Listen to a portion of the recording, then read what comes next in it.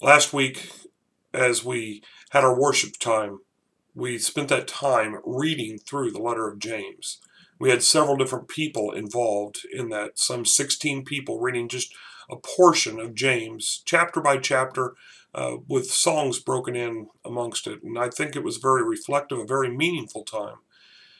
And, we don't always think about the idea of service when we're talking about reading, and yet in the context of a worship service, that's what it was. There were all those different people, plus those leading in song, etc., that were serving. James calls himself a servant. In fact, this week we're going to just look at one verse, the opening verse of the letter, James 1:1. And the idea that James was a servant, that he considers himself a bond servant, one who is like a slave, as the Greek would point out to us.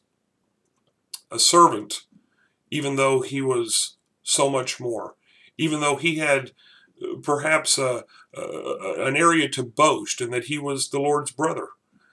But he renounced that fact. He didn't use that for any kind of advantage. In fact, he calls himself a servant, and not just any servant, but a bond servant, a slave, because of what his brother, what our Lord has done for us.